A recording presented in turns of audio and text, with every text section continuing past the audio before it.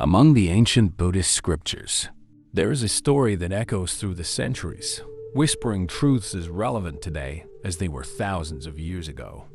Deep within the snowy mountains of the Himalayas, where the thin air carries the sounds of temple bells, a fundamental truth about the human mind was about to be revealed through the journey of a young disciple. The sun had not yet touched the mountain peaks when the young disciple sat in his small wooden cabin. The scent of sandalwood incense filled the air as he carefully adjusted his meditation cushion. In his mind, he envisioned the perfect moment he was about to experience, a profound sense of peace, completely silent thoughts, and perhaps, if he were fortunate enough, a glimpse of the enlightenment he so desperately sought. The cabin was simple, yet he had adorned it with paintings of great masters of the past, hoping their silent presence would inspire him to reach the same elevated states of consciousness they had attained. Each morning followed a meticulously planned ritual, lighting the incense exactly 3 minutes before sitting, adjusting his posture until every vertebra was perfectly aligned, and breathing precisely as described in the ancient texts. But reality always differed from his expectations. His left leg would tingle after 15 minutes. A thought about breakfast would arise when he was supposed to be contemplating emptiness. And the sound of birds outside, meant to be a reminder of natural harmony, became an irritating distraction. The harder he tried to reach the perfect meditative state he had imagined, the farther it seemed to drift away. On a particularly frustrating morning, as rain tapped on the roof of his cabin and his thoughts felt more restless than usual, his master entered through the door. The disciple tried to hide his frustration, straightening his posture even more, closing his eyes tighter as if he could force peace into his mind. The master sat silently beside him and began pouring tea into a small cup. The disciple opened his eyes, watching in confusion as his master continued pouring even after the cup was completely full. The tea overflowed, spilling over the table and soaking into the wooden floor. "Venerable master," the disciple couldn't contain his concern. "The cup is overflowing." The master continued pouring for a few more moments before responding, "You are like this cup of tea, so full of your own expectations, ideas, and concepts about how things should be that there is no space for the actual experience to enter. How can I teach you anything new if your mind is already overflowing?" In that moment, something shifted in the disciple's understanding. He realized how he had turned his spiritual practice into yet another form of imprisonment, chaining himself to preconceived ideas about how he should feel, how he should progress, and what experiences he should have. Each unmet expectation was like a small stone he carried in his mind, and over time, these stones had formed a mountain that blocked him from seeing reality as it truly was. The master then took another cup, completely empty, and began pouring tea again. This time, the golden liquid filled the space naturally, without resistance, without overflow. The steam rose in delicate spirals, dancing in the morning air, and the gentle aroma of tea naturally blended with the incense. "True practice," the master said softly, "is not about reaching an idealized state, but about being present for what is already here. Every moment is perfect in its imperfection." Sitting there, watching the simple act of pouring tea, the disciple began to understand that his relentless pursuit of spiritual perfection had become his greatest obstacle. Tears silently rolled down his face as years of self-imposed pressure began to dissolve. The rain outside continued to fall, but now, for the first time, he could simply listen to it without judgment, without trying to turn it into something it was not. His body relaxed naturally, and his breath found its own rhythm, free from the chains of expectation. In the simplicity of that moment, sitting with his master in a mountain cabin while the rain washed over the world outside, he finally began to grasp the true meaning of practice. The sun was beginning to set when the disciple finally rose from his cushion. His body was sore, but there was a lightness in his heart that he had never experienced before. As he gathered his belongings, he realized he had spent the entire day there, lost in thoughts of his past expectations, unaware that time had been slipping through his fingers like grains of sand.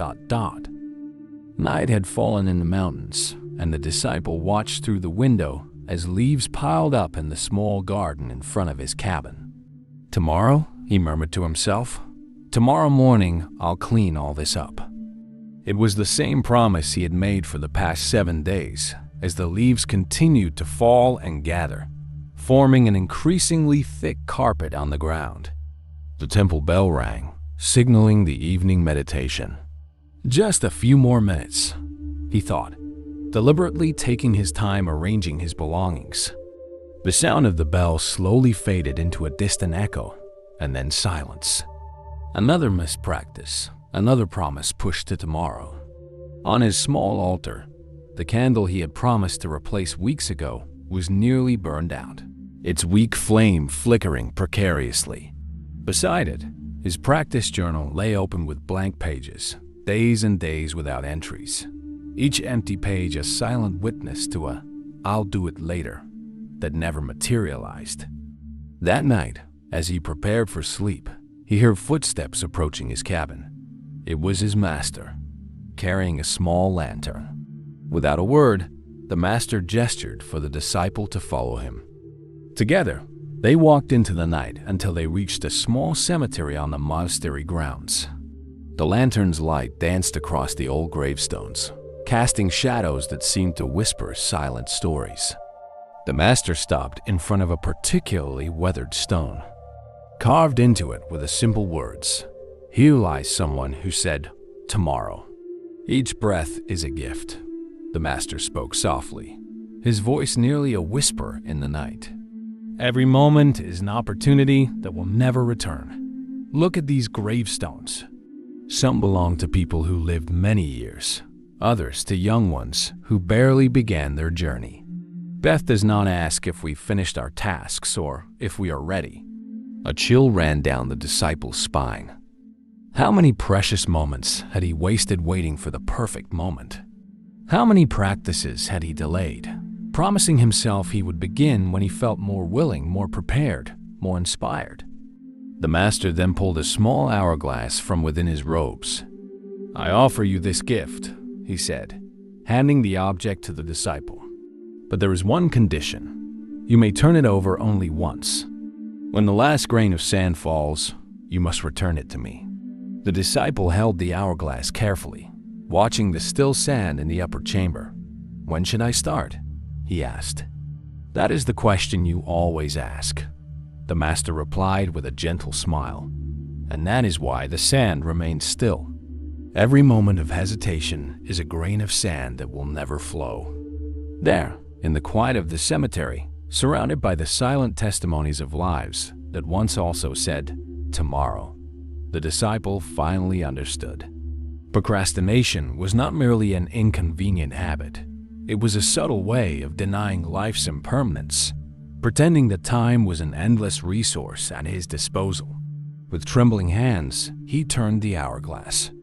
The first grain fell, then another and another, each one representing a moment that would never return. The leaves in his garden, the blank pages in his journal, the missed practices, they were all witnesses to his refusal to fully inhabit the present.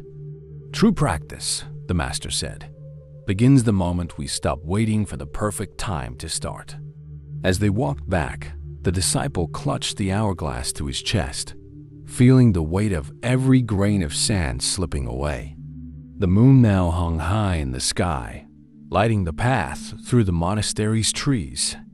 In his mind, a new restlessness began to take shape, not about what he would do tomorrow, but about how the other monks managed their time and whether they struggled with the same challenges he did. The hourglass continued its silent passage, grain by grain, moment by moment, as the night wore on and the shadow of comparison began to form in his mind. The next morning, the disciple arrived early at the meditation hall, the hourglass still in his hands. As the other monks quietly entered, his eyes began to wander around the hall, observing every detail of his fellow practitioners. There was the monk with the impeccably folded robe, whose posture seemed carved from marble. Further ahead, the nun who always radiated an aura of absolute serenity. And in the corner, the elderly practitioner who could remain still for hours. As the meditation began, his mind wove elaborate stories about each of them. Surely the monk with perfect posture had already reached deep states of samadhi. The serene nun probably never experienced doubt or restlessness. And the elderly practitioner had undoubtedly mastered all the teachings he still struggled to grasp. The hourglass in his hands continued its steady flow, but his attention was scattered, lost in the maze of comparisons. Every breath became a silent competition, every moment of restlessness proof of his supposed inadequacy. During the morning meal, his master watched him from afar, noticing how his eyes darted from one practitioner to another. His spoon paused in the air as he got lost in observations and comparisons. After the meal, the master led him to a small lake near the monastery. The lake's surface was perfectly still that morning, reflecting the sky and surrounding mountains like a mirror. The master picked up a small stone and tossed it into the water. Concentric ripples disturbed the surface, distorting all reflections. "Look at your reflection now," the master said. The disciple leaned over the rippling water.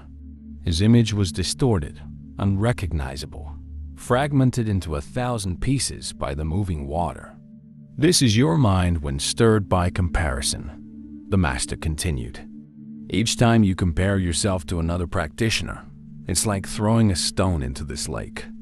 The surface becomes agitated, and you lose the ability to see clearly, not just others, but most importantly, yourself." The disciple watched in silence as the ripples slowly calmed. Gradually, his reflection reformed clearly on the water's surface. "But Master," he finally said, "how can I not notice the progress of others?" The monk with perfect posture, the serene nun, the elderly practitioner. The master smiled gently. "The one you admire for his perfect posture weeps every night because he cannot quiet his mind. The nun who seems so serene battles inner storms you cannot imagine. And the elderly practitioner? He came to me yesterday, tormented by doubts about his progress on the path." The master's words fell like heavy stones on the disciple's heart. How many stories had he created in his mind? How many judgments had he made based solely on outward appearances? "Every being," the master continued, "carries an entire universe within a universe of experiences, struggles, and realizations that you will never truly know. By comparing yourself to the surface you see of others, you create an ocean of suffering for yourself." The master then took the hourglass from the disciple's hands and placed it on the lake's shore. The sand continued to fall, indifferent to comparisons and judgments, simply being what it was. "Notice how each grain of sand follows its own path," the master said. "No grain tries to be faster or slower than the others. No grain compares itself to the rest. Each simply is." At that moment, a gentle breeze stirred the lake, creating small ripples on the surface. The disciple watched how each wave was unique, how each reflection danced to its own rhythm. For the first time, he began to understand that his practice was not a competition, not a race to catch up with others. It was a deeply personal and unique journey. As the sun began to tilt in the sky, the disciple remained seated by the lake, his reflection now calm and clear in the water. Yet a new unease began to stir in his heart, a subtle fear of change, of letting go of the familiar patterns of thought that, though painful, were known and comfortable. When the disciple returned to his hut that afternoon, he was greeted by a drop of water falling from the ceiling. The leak he had been ignoring for months had become impossible to overlook. The bucket he had placed to catch the water was nearly overflowing, yet he hesitated to make any changes. Every corner of that hut told a story. The damp stains on the walls were like old friends. He knew every shape, every shade of green creeping into the corners. The specific creak the door made when opening had become a kind of familiar music. Even the smell of mold had become part of his daily life, an odor that, though unpleasant, was known and therefore comforting. The hourglass, now positioned on his small altar, continued its relentless flow. Yet even as he watched time slip away, the disciple clung to the familiarity of his situation. The hut may not be perfect, he thought, but at least I know what to expect from it. That night, a violent storm struck the mountains. The wind howled through the cracks in the walls, and the single leak turned into many, creating an irregular symphony of dripping water. The disciple curled up in his dry corner, trying to ignore the obvious deterioration around him. It was then that his master appeared at the door, soaked by the rain. Without saying a word, he lit a small lamp and began to tell a story. Once there was a man who lived in a house on the edge of a cliff. Year after year, he watched small cracks form in the walls, but he refused to make repairs or move. "These cracks are my old companions," he would say. "I know each one of them. Why should I worry about something that has always been here?" The master paused, observing the water now forming small streams across the hut's floor. One day, he continued, during a fierce storm, the cliff began to give way. Neighbors came to warn him of the danger, begging him to leave, but the man refused. "This house has protected me for so many years," he insisted. "Its flaws are part of who I am." A particularly loud thunderclap shook the hut, making the disciple shrink even more. The master went on. That night, the cliff collapsed, taking the house and the man with it. His attachment to the familiar, even when harmful, cost him his life. The master then stood and walked over to the wall most affected by the dampness. With a gentle gesture, he wiped away some mold with his finger. "Comfort," he said, "can be the most dangerous of prisons. We become so used to our limitations that we begin to mistake them for our identity." At that moment, a part of the ceiling gave way, pouring a cascade of water directly onto the spot where the disciple usually meditated. His sacred texts, carefully stacked in the corner, began to soak through. "See," the master said, "how nature pays no mind to our attachment to comfort. Change will come whether we are ready or not. The question is, will we lead the change or will we let it drag us along?" The disciple looked at his soaked belongings, the stained walls, and the collapsing ceiling. For the first time, he saw his resistance to change not as a form of self-preservation, but as a form of imprisonment. "But Master," he whispered, "what if what comes next is worse than what I have now?" The master smiled gently, picking up the hourglass from the altar. "Look at these grains," he said. "Each must fall for the next to follow. If even one grain resisted, the entire flow would be blocked. Life is constant movement. To resist change is to resist life itself." The storm raged on outside, but something had begun to shift within the disciple. As he watched the water run down the walls of his beloved hut, an inner voice began to rise, a critical, harsh voice that judged him for allowing things to reach this point, for not having acted sooner, for his weakness in clinging to the familiar. The night wore on, and with it came not only the water from the storm, but also a wave of self-criticism that began to flood his mind. The storm had finally passed, but the battle within the disciple's mind was only beginning. Sitting amidst the wreckage of his cabin, every water-damaged object became a new reason for self-reproach. "How could I have been so careless?" he murmured to himself. A true practitioner would have taken better care of his sacred space. The hourglass, miraculously intact, continued its silent flow on the drenched altar. Each falling grain seemed to amplify the critical voice in his mind. "I've wasted so much time. I'm a failure as a disciple. Others would have handled this better."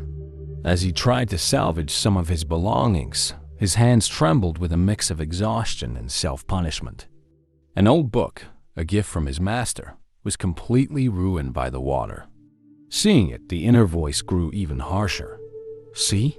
You don't deserve these teachings. You're not worthy of them."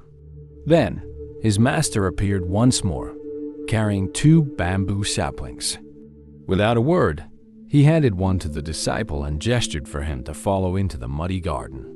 "Look at these 2 saplings," the master said, planting his own in the damp soil. "They are identical, born from the same mother plant.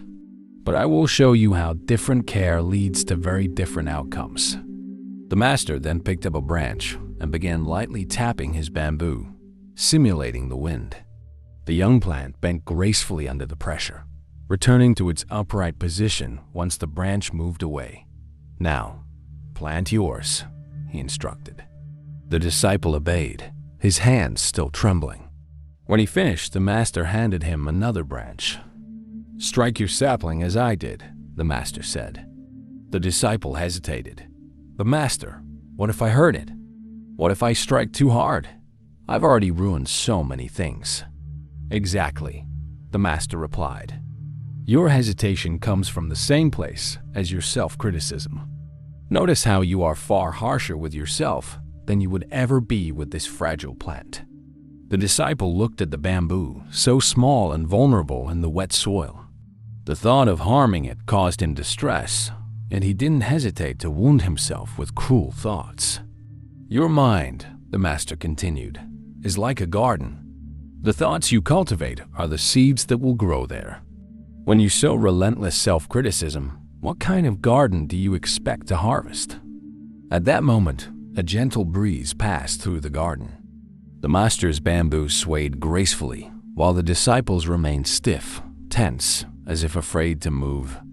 "True strength," the master said, "is not found in rigidity, but in flexibility.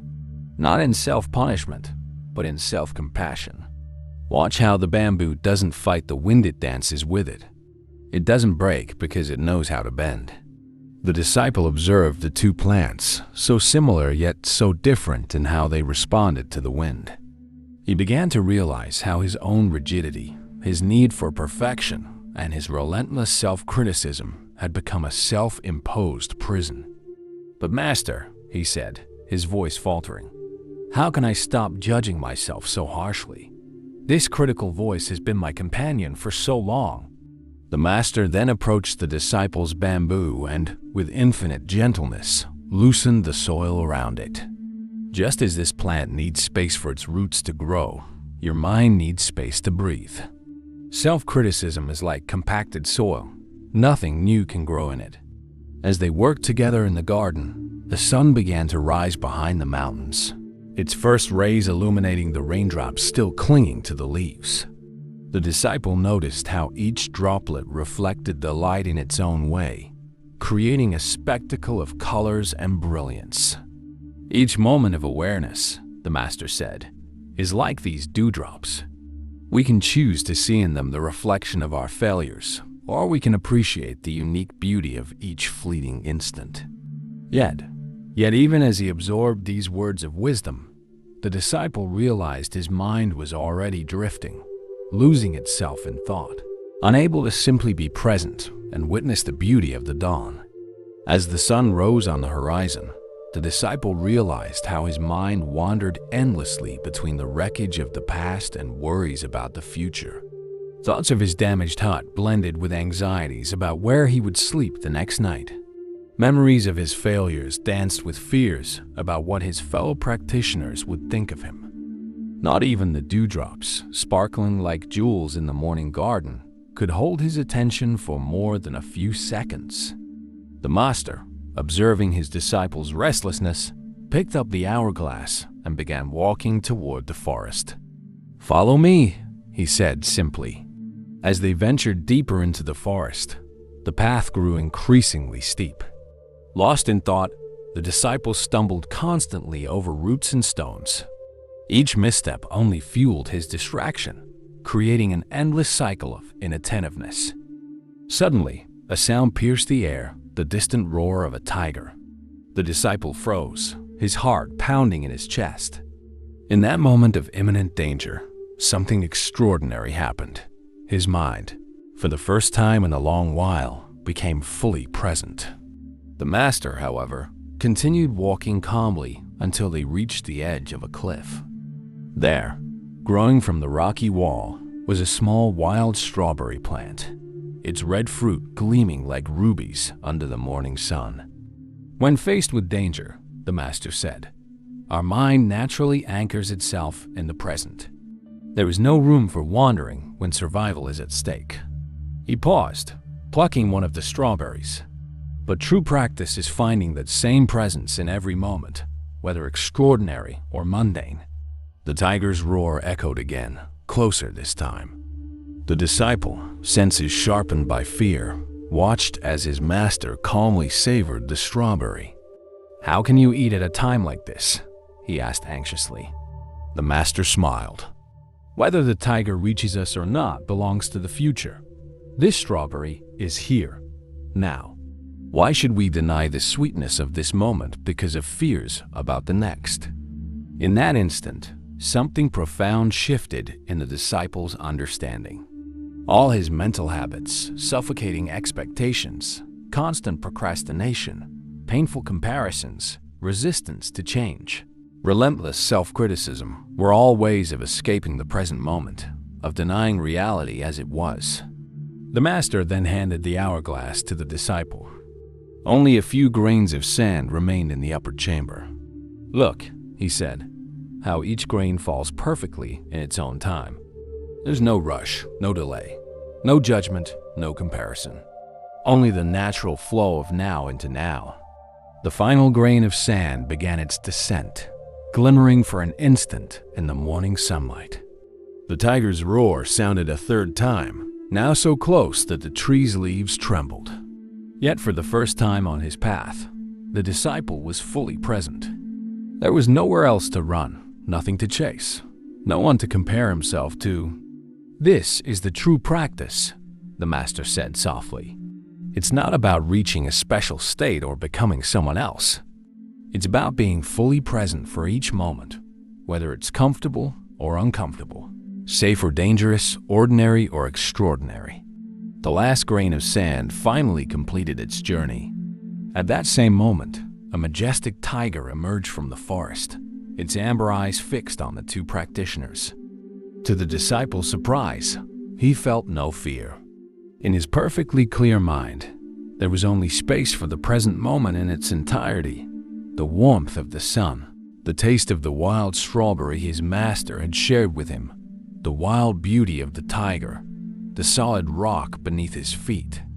The tiger, after a long moment of mutual contemplation, turned and silently disappeared into the forest, as if it had come only to deliver its final lesson. Our minds often become our own prison through weakening habits, rigid expectations that prevent us from accepting reality, procrastination that robs us of the present, comparisons that cloud our true nature, resistance that keeps us bound to suffering, self-criticism that poisons our growth, and distraction that prevents us from fully living. True freedom isn't about reaching a perfect state or becoming someone different, but about developing the ability to be fully present in every moment, accepting reality as it is. Like the tiger, our fears and mental habits may seem threatening, but when we face them with presence and clarity, we discover they are also teachers on our path to liberation. The hourglass, like life itself, does not wait for our permission to flow. Every moment is a precious opportunity to awaken, to live fully, to be truly free from the habits that imprison us. The choice is ours.